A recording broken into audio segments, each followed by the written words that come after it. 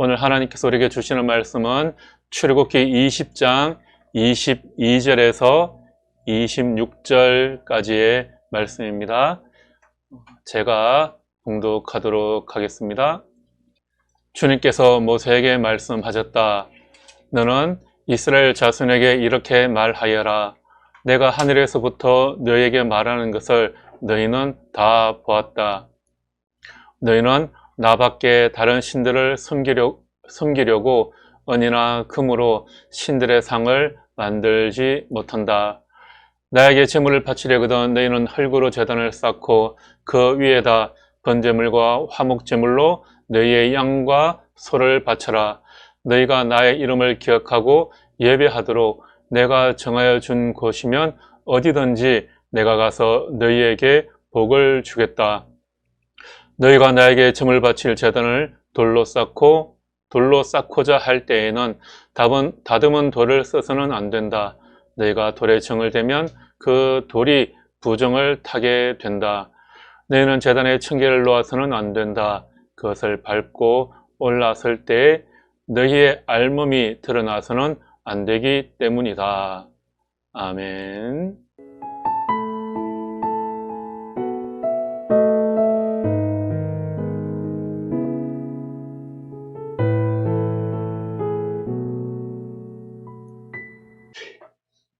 예, 오늘은 클라우드 교회 첫 번째 예배를 드리는 날입니다. 클라우드 교회가 언제 어디서나 하나님과 함께 하시는 그런 교회가 되기를 바라겠습니다. 코로나19 이후의 시대를 뉴노멀 시대라고 하죠. 뉴노멀은 기존 체계와 다른 새로운 표준을 뜻하는 말입니다. 그러니까 이전에는 비정상적으로 보였던 현상이 이제는 아주 자연스러운 현상으로 바뀌는 것을 의미합니다. 코로나로 인해서 정말 밥 먹을 때 말고는 마스크를 항상 쓰고 다녀야 하는 상황이 되었습니다. 또 교회에서 예배를 드릴 때도 마스크를 꼭 써야 하고 악수를 할 수도 없습니다. 세상의 모든 것이 변하고 또 사람들과의 만남, 관계가 끊어지고 또 멀어지게 되었습니다. 인터넷을 통해서 이렇게 웹상으로 예배를 드리는 것이 이제는 아주 자연스러운 현상이 되었습니다. 교회에서 현장 예배를 잠시 드릴 수 있었는데 그리 두 개 단계가 올라가면서 오늘부터는 또 온라인으로만 예배를 드려야 합니다. 그래서 저도 이렇게 웹을 통해서 말씀을 전하게 되었습니다. 이렇게 한때는 비정상적으로 보이던 것이 이제는 너무나도 보편적이고 자연스럽게 여겨지는 이것을 뉴노멀 시대라고 합니다. 그런 시대가 되었다라는 거죠.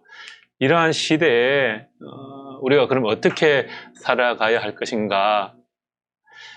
이러한 시대에 그리스도를 통해서 끊어진 관계를 연결하고 또 새로운 소통의 장을 만들어 나가는 그런 소그룹 공동체를 꿈꾸면서 이렇게 클라우드 교회를 시작합니다.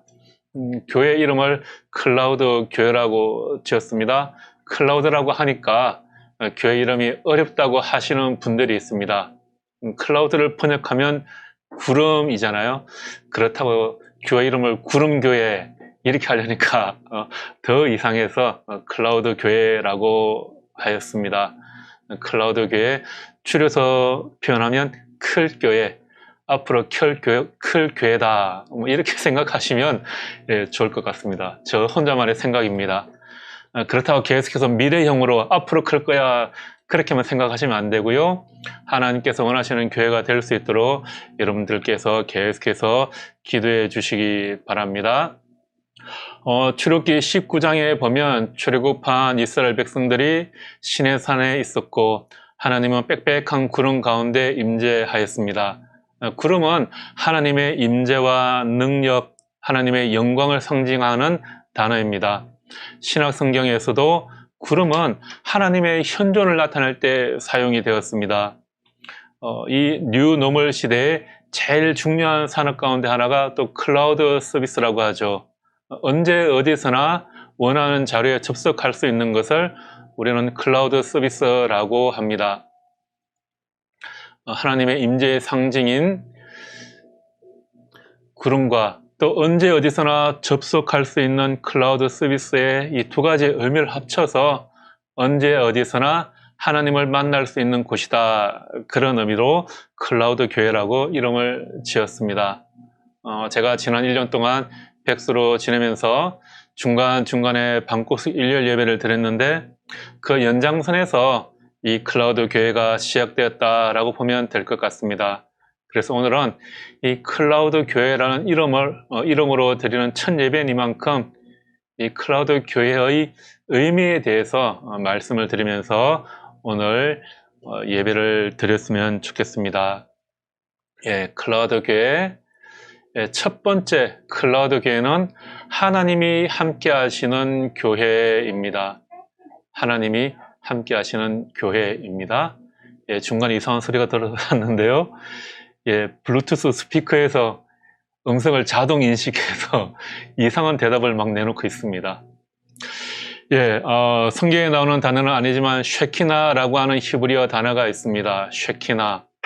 쉐키나 찬양대도 있고요. 뭐 그런 여러 가지로 사용되고 있기는 하는데 이 쉐키나라는 것은 하나님의 임재, 하나님의 나타나심을 의미할 때 사용되는 단어입니다.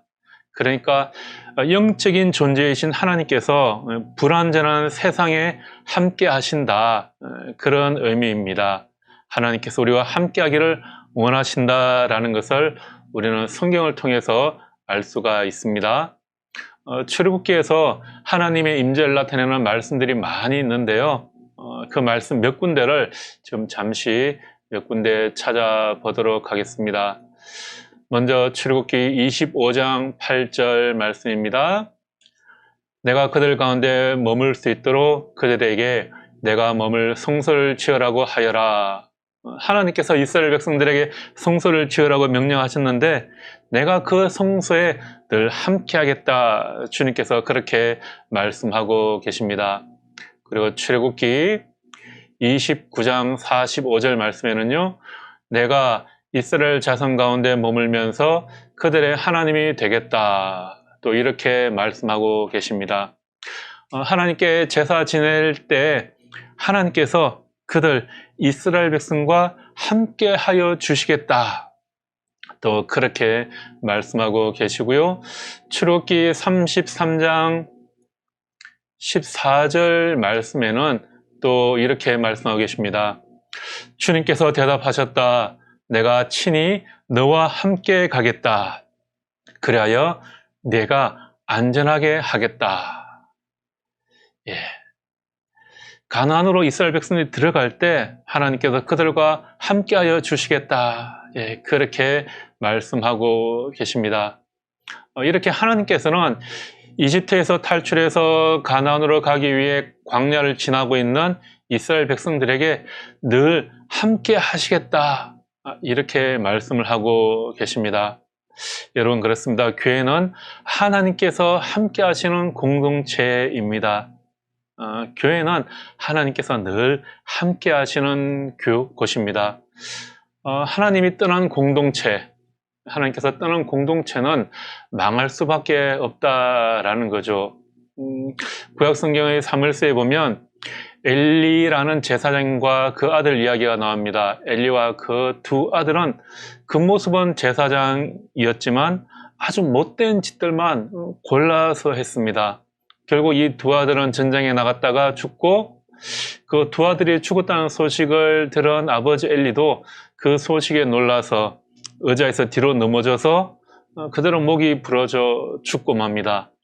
이런 상황에서 둘째 아들 비나에스의 아내가 남편과 시아버지가 죽었다는 이야기를 듣고 고통 중에 해산을 하게 되는데 하나님의 영광이 이스라엘에게서 떠났다라고 하여서 그 아이의 이름을 이가봇 이렇게 지었습니다. 이가봇은 영광이 없다 그런 뜻이죠.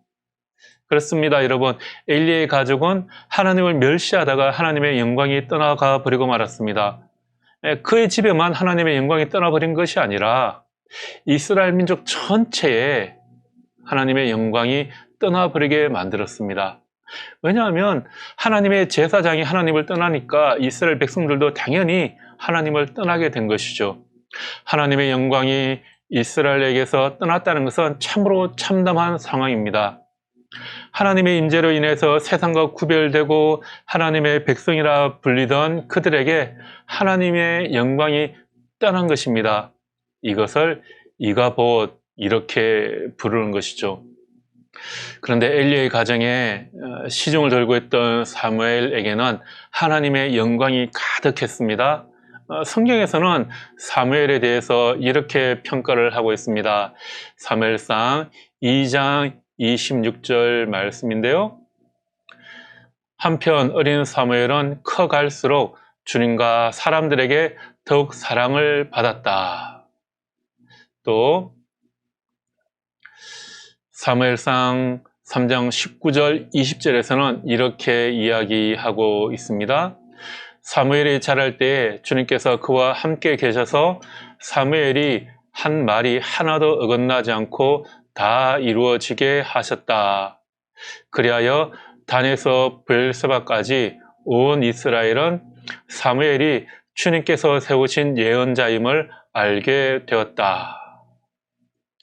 예, 우리가 마음을 온전히 하여서 하나님의 말씀에 귀를 기울이며 그 뜻을 따라서 바르게 행동할 때 하나님께서 함께하여 주십니다. 이것이 바로 하나님께서 임재하시는 교회의 모습입니다. 오늘 본문 24절에서도 이렇게 말씀하고 있죠. 24절 말씀을 우리 같이 한번 읽어보도록 하겠습니다. 출애굽기 20장 24절입니다. 너희가 나의 이름을 기억하고 예배하도록 내가 정하여 준 곳이면 어디든지 내가 가서 너희에게 복을 주겠다. 예, 뭐라고 말씀하고 있습니까? 예배하는 곳에 내가 가서 너희에게 복을 주겠다. 하나님을 예배하는 곳이면 어디든지 하나님께서 찾아가셔서 그들에게 복을 주시겠다라고 말씀하십니다. 하나님께서 직접 그들에게 찾아가시겠다라는 거죠. 그들에게 복을 주시기 위해서 그들에게 가신다라는 것입니다. 어떤 곳에 찾아가신다고요? 하나님께 예배하는 곳에 하나님께서 찾아가 주셔서 그들에게 복을 주십니다. 예루살렘 성전이 파기된 이후에는 이스라엘의 하나님께서는 특정한 장소가 아닌 성령 하나님의 모습으로 모든 교회 공동체와 각 사람들에게 찾아가십니다. 오늘 우리가 이렇게 비록 한 자리에 모여서 예배를 드리지는 못하지만 그 각자의 삶의 자리에서 하나님을 예배할 때 하나님께서 함께 하셔서 여러분들과 함께 하신다라는 겁니다. 코로나로 인해서 오늘 대부분의 교회들이 아마 이렇게 온라인으로 예배를 드리는 것 같습니다. 비록 그렇게 뿔뿔이 흩어져서 각 가정에서 삶의 자리에서 예배를 하고 있지만 그 가운데 하나님께서 찾아가셔서 그들에게 복을 주시는 줄 믿습니다. 우리 클라우드 교회는 그런 교회가 되기를 바랍니다. 모두 한 자리에 모여서 예배를 드리지는 못하지만 각자의 삶의 자리에서 예배를 하는, 그래야 그때 하나님께서 함께 하시는 그런 클라우드 교회, 그리고 여러분 모두가 되기를 바라겠습니다. 예, 두 번째로 클라우드 교회는 하나님을 기억하는 교회입니다. 하나님을 기억하는 교회. 예, 기억한다라는 것이 여러분 참 중요합니다. 영화를 보면 공상과학 영화에 먼 미래의 일들을 보여주는 그런 영화들이 많이 있죠. 영화의 처음에 보면 항상 뭐 서기 2000 몇백 년 하면서 아주 먼 미래의 이야기가 나옵니다.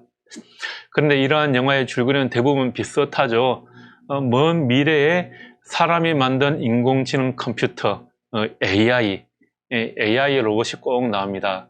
이 AI는 어떤가요? 사람보다 더 뛰어난 지능을 가진 존재로 묘사가 됩니다. 사람보다 더 힘도 세고 훨씬 많은 지식을 가지고 있습니다.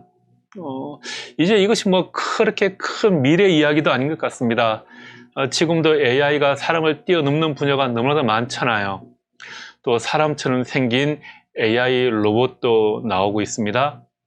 여러분, 그런데 그런 AI 로봇과 사람을 구별하는 방법이 무엇일까요? 어떻게 하면 사람과 똑같이 생긴 AI 로봇과 사람을 구별할 수 있겠습니까? 로봇에게는 기억이 없다는 겁니다. 기억. 로봇은 AI는 단지 정보만을 간직하고 있을 뿐입니다. 우리는 그렇죠. 사람들은 어린 시절 부모님에 대한 기억, 친구에 대한 기억, 또 슬펐던 일, 즐거웠던 일들이 그의 기억 속에 하나하나 채워지게 됩니다. 근데 로봇에게는, AI에게는 이런 것이 없고 단지 무한히 많은 지식만을 가지고 있다는 겁니다. 우리는 그렇죠. 어린 시절부터 여러 가지 사건들을 겪으면서 자라납니다. 그리고 그 사건들은 우리의 기억 속에 들어와 있습니다. 하나하나의 경험이 기억으로 켜켜이 쌓여갑니다. 사람들이 이렇게 일정한 과정을 겪음으로써 그 경험의 흔적들을 간직하는 것입니다. 그 겪음의 흔적이 기억을 통해서 자기의 마음이나 정신에 내면화되고 쌓여가게 되는 거죠. 그러면서 내가 누군가 하는 것에 대한 자기 정체성을 가지게 되는 것입니다. 이집트에서 종살이하던 이스라엘 백성들이 애굽에서 탈출하게 되었죠. 자유인이 되었습니다. 그런데 이집트에서 탈출을 하긴 했지만 그들은 무엇 하나 자기가 결정할 수 있는 것이 없었습니다. 왜냐하면 그들에게 종의 근성이 배어 있었기 때문입니다. 그들의 머릿속에 기억 남아 있는 것은 그들이 알 수도 없는 먼 조상 때부터 그들은 이집트의 종이었다는 사실뿐입니다. 그리고 그들도 여전히 종살이를 하고 있습니다. 그들의 기억에는 자신들이 종이라는 사실밖에 없습니다. 왜냐하면 그들은 자유인으로 살아본 기억이 없기 때문입니다. 종이라는 이름으로 할 수 있는 게 무엇이 있겠습니까? 주인이 시키는 일 이외에는 아무것도 할 수가 없습니다. 이스라엘 백성이 애굽에서 나올 수 있었던 것은 전적으로 하나님의 인도하심이었습니다. 아마 이집트 왕 바로가 해방해 줄 테니 나가라고 해도 그들은 나갈 수가 없었을 것 같아요. 종의 근성이 몸에 그대로 배어 있기 때문입니다. 그들이 할 수 있는 것이라고는 그 주인의 명령에 따르는 것뿐입니다. 그런 사람들이 자유인이 되었으니 그 공동체의 모습이 어땠겠습니까? 지금까지 한 번도 스스로 어떤 결정을 내려보지 못하고 주인의 명령만 따랐던 그들은 어떤 문제만 생기면 모세에게 달려가게 되었던 거죠. 하나님께서 이렇게 한심한 이스라엘 백성들에게 종의 근성을 없애버리기를 원하셨습니다. 주인의 명령이 아니라 스스로 판단할 수 있는 기준을 만드셨습니다. 그것이 무엇이냐? 그것이 바로 십계명입니다. 그러니까 십계명은 그들을 억압하거나 구속하는 율법이 아니라 그들을 자유롭게 해주는 자유의 법이었습니다. 그들을 종의 근성으로부터 해방시켜 하나님의 자녀가 되게 하는 자유의 법이 바로 십계명입니다. 여러분, 좋은 자동차는 어떤 차입니까? 무조건 빨리 달리기만 한다고 좋은 것이 아니라 좋은 차는 부드럽고 빨리 달리지만 또한 부드럽고 빨리 설 줄도 알아야 합니다.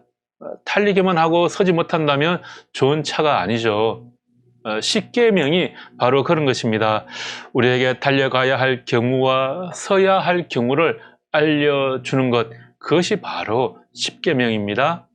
이스라엘 백성에게 십계명을 주신 하나님께서 그들에게 복받는 방법도 가르쳐 주시죠. 오늘 우리가 읽은 24절 말씀인데요. 우리 24절 말씀을 다시 한번 같이 읽어 보겠습니다. 세번역 성경으로 읽겠습니다, 여러분. 자막으로 나가는 성경은 다 세번역 성경입니다. 세번역 성경이 조금 더 이해하기 쉽게 번역이 되어 있습니다. 나에게 제물을 바치려거든 너희는 흙으로 제단을 쌓고 그 위에다 번제물과 화목제물로 너희의 양과 소를 바쳐라. 너희가 나의 이름을 기억하고 예배하도록. 예, 거기 장난치지 마시고요. 예. 다시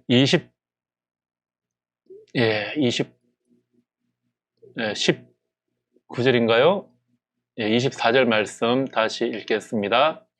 너희가 나의 이름을 기억하고 예배하도록 내가 정하여 준 곳이면 어디든지 내가 가서 너에게 복을 주겠다. 아멘. 예. 바로 앞에 가족이 있다 보니까 예, 좋습니다. 예, 하나님께서는 자기에게 제사 지내는 곳에서 그리고 자기의 이름을 기억하는 곳에서 우리와 함께 하시고 복을 주시겠다 말씀하십니다. 여러분, 어떤 곳에서요? 하나님의 이름을 기억하는 곳에서. 여러분들의 생활 가운데에서 순간순간 힘들고 지칠 때가 있습니다. 그럴 때마다 하나님을 기억하시기 바랍니다.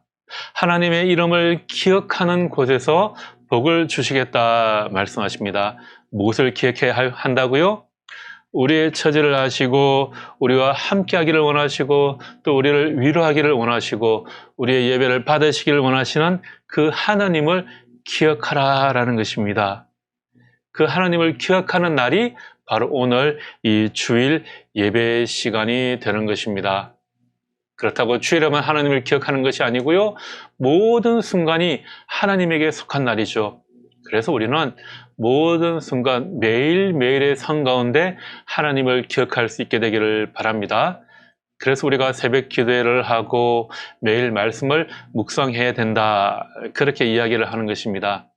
그러한 의미로 우리가 내일 새벽부터 또 새벽 말씀 묵상하는 시간이 있습니다. 여러분들 새벽 5시 반에 일어나지 못하시더라도 유튜브에 영상을 올려둘 테니까 여러분 시간 날 때마다 또 말씀을 묵상하실 수 있게 되기를 바라겠습니다. 여러분, 그렇습니다. 기억이 사람을 만들어 간다고 했습니다. 우리의 머릿속에 종에 대한 기억만 하고 있다면 종으로밖에 살아갈 수가 없겠죠? 또 자신들이 종이라는 기억밖에 없었던 이스라엘 백성이었지만 하나님께서 그들에게 하나님의 말씀을 기억하도록 그들의 삶 가운데 예배 드리게 하여 주셨습니다. 예배를 드린다, 바로 하나님을 기억하는 시간입니다. 우리의 마음에 하나님에 대한 기억이 없다면 또 얼마나 비참해지겠습니까? 그러니 여러분들의 생활 가운데 순간순간 하나님을 기억하는 시간을 가지시기 바랍니다. 여러분, 그런데 기억은 그냥 만들어지지 않습니다. 삶의 경험을 통해서 하나하나 쌓여가는 것입니다. 그 사람의 경험이 쌓여 기억이 됩니다. 우리의 기억이 하나님으로 가득 채워져 갈 때, 그리고 하나님을 기억하는 그 순간 하나님께서는 그 장소에서 우리에게 찾아오셔서 복을 주십니다. 클라우드 교회가 그렇게 하나님을 기억하고 예배하는 교회가 되기를 바라겠습니다. 예, 세 번째로 클라우드 교회는 삶의 자리에서 예배하는 교회입니다. 삶의 자리에서 예배하는 교회. 24절 말씀 앞부분을 우리 한 번 더 읽어볼까요? 24절 앞부분입니다. 나에게 제물을 바치려거든 너희는 흙으로 제단을 쌓고 그 위에다 번제물과 화목제물로 너희의 양과 소를 바쳐라. 아멘. 예, 하나님께 번제와 화목제, 하나님께 예물을 올려드리는데 어디에다가 드리라고 하십니까? 흙으로 제단을 쌓고 그 위에다 드리라고 하십니다. 여러분, 흙으로 쌓았다라는 것은 아주 만들기 쉬운 단어를 말하는 것입니다. 하나님께 예배를 드리는 곳이라면 좀 최선을 다해서 화려하게 꾸미고 정성을 들여서 만들어야 할 텐데 하나님께서는 그냥 주변에 있는 흙을 좀 끌고 모아 제단을 만들라. 그리고 그곳에서 제사를 드려라. 이렇게 말씀하고 계십니다. 하나님께서는 지금 이스라엘 백성들의 그 처한 상황을 너무나도 잘 알고 계십니다. 그들이 있는 장소가 지금 어디입니까? 그들은 지금 사막과 같은 땅에서 방황하고 있는 중입니다. 떼약볕이 내려쬐는 땅, 먹을 것이라고는 만나와 메추라기 뿐인 곳, 외부 세계와는 완전히 단절된 곳입니다. 그리고 그들이 가지고 있는 것이라고는 아무것도 없습니다. 여러분, 한번 생각을 해보십시오. 종살이를 하다가 밤에 도망 나오듯이 그렇게 나온 사람들이 무엇을 얼마나 많이 가지고 나올 수 있겠습니까? 하나님께서는 그런 이스라엘 백성들의 처지를 너무나도 잘 알고 계셨습니다. 그래서 그들에게 하나님을 섬기기 위해서 절대 무리한 요구를 하지 않으십니다. 하나님께 제사 드리는 단을 쌓을 때 주변에 있는 아무 흙이나 자그를 모아서 단을 쌓으라는 것입니다. 특별한 장식을 할 필요도 없습니다. 단지 하나님의 명령에 따라 하나님께 예배하는 곳이면 어디서든지 어디라도 하나님께서 찾아가 주셔서 그들에게 복을 주시겠다 말씀하십니다. 하나님께서는 우리의 생활 가운데 우리에게 그렇게 크다란 것을 원하지 않으십니다. 그러나 우리의 삶의 현장에서 예배를 드려야 한다라는 것이죠. 하나님께서 우리의 삶의 환경과 처지를 다 알고 계십니다. 이런 처지를 아시는 하나님께서 우리에게 이렇게 말씀하고 계시는 것입니다. 내가 너희에게 기대하는 것은 어떤 크다란 것, 대단한 것이 아니란다. 너희는 크다라고 거대하고 화려한 단을 쌓을 필요는 없단다. 아니, 너희에게 그것이 불가능하다는 것을 난 알고 있다. 그러니까 지금 너희 주변에 있는 그 어떤 것이라도 끌고 모아 단을 쌓아라. 너희의 삶의 형편에 맞게 예배를 드려라. 그렇게 말씀하는 것이죠. 여러분, 광야에서 매일 이동하면서 천막에서 살아가고 있는 이들에게 이러한 하나님의 말씀이 얼마나 큰 위로가 되었겠습니까? 우리의 삶의 형편을 아시는 주님께서는 우리가 할 수 있는 만큼의 헌신을 요구하신다라는 것입니다. 코로나19 팬데믹으로 인해서 우리의 삶의 환경이 얼마나 많이 바뀌었습니까? 제대로 하나님께 헌신할 수도 없는 상황이고 예배를 드리고 싶어도 교회도 갈 수가 없는 상황이 되었습니다. 그러나 여러분들의 삶의 현장에서 여러분들의 마음을 다해서 하나님을 예배할 때 그곳에 하나님께서 함께 하시는 줄 믿습니다. 흙으로 단을 쌓으라고 말씀하신 주님께서는 또 25절에 이렇게 말씀하고 계십니다. 25절 말씀을 세번역 성경으로 읽어보겠습니다. 너희가 나에게 제물 바칠 제단을 돌로 쌓고자 할 때에는 다듬은 돌을 써서는 안 된다. 너희가 돌에 정을 대면 그 돌이 부정을 타게 된다. 여러분, 돌로 단을 쌓을 때 굳이 정으로 다듬지 말라라고 하십니다. 이유는 부정하기 때문이다. 여러분, 이렇게 말씀을 하는데요. 왜 정으로 다듬으면 부정해질까? 이유를 잘 모르겠습니다. 여러 가지 참고 자료를 찾아봐도 정확한 이유는 나오지 않아요. 정으로 돌을 잘 다듬으면 훨씬 보기 좋지 않겠습니까? 아마 설명하는 것들 보니까 그 당시에 이방 풍습과 관련이 있을 것이다. 그 정도로만 설명을 하고 있습니다. 그런데 또 앞구절 24절과 연관지어서 생각을 해보면 이 또한 하나님께서 이스라엘 백성의 처지를 이해하고 그들을 위로하시는 말씀이라 생각이 됩니다. 여러분, 돌을 다듬기 위해서는 아무래도 철제 도구가 필요하겠죠. 그런데 팔레스타인 지방의 철기 문화가 시작된 것은 기원전 1200년에서 1000년경부터입니다.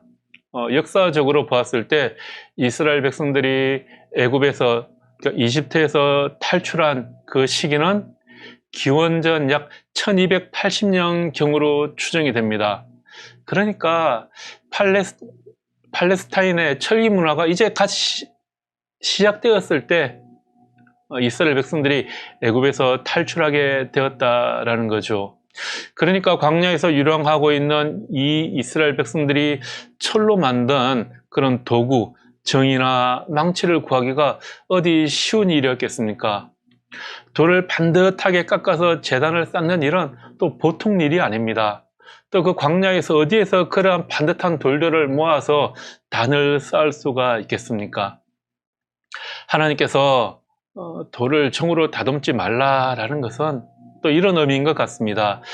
너희가 나에게 제사할 단을 만들고 싶으냐? 그렇다면 굳이 그렇게 아름답게 다듬을 필요는 없단다. 너희가 나를 기억하는 그 마음을 내가 받겠다. 하나님께서는 또 이렇게 우리에게 말씀하고 계십니다. 여러분들의 생활 가운데 하나님과의 교제 시간을 위해서 특별히 시간을 내기가 힘들다라는 것을 우리 하나님께서는 너무나도 잘 알고 계십니다. 그런 여러분들에게 하나님께서 바라시는 것은 바로 여러분의 삶 속에서 예배를 드리는 것입니다. 여러분들의 생활 순간순간 하나님을 기억하며 삶의 자리에서 예배하는 그런 클라우드 교회가 되기를 바라겠습니다. 네, 말씀을 마무리하겠습니다. 연일 코로나 확진자가 늘어나고 있습니다. 앞으로 며칠간은 더 심해질 것 같아요. 오늘 예배 시작하기 전에 코로나 확진자 인원을 보니까 1000명이 드디어 넘어섰더라고요. 앞으로 이런 현상이 계속 진행될 것 같고 아마 내년 봄까지는 이 코로나 팬데믹이 계속될 것 같아 보입니다. 앞으로도 외부 활동이 더 어렵고 예배의 환경도 더 많이 바뀌게 될 것 같습니다. 이러한 시기에 이 클라우드 교회를 통해서 언제 어디서나 함께하는 하나님을 경험하며 또 우리와 함께 하시는 하나님을 기억할 수 있는 그런 교회가 되기를 바라겠습니다. 또한 여러분의 매일의 삶 가운데 하나님을 예배할 수 있게 되기를 바라겠습니다. 클라우드 교회가 그런 것들을 도울 수 있도록 노력하겠습니다. 또 하나님께서 그러한 사역을 위해서 이 클라우드 교회를 사용하여 주시기를 여러분들 함께 기도하여 주시기를 바랍니다. 함께 기도하겠습니다.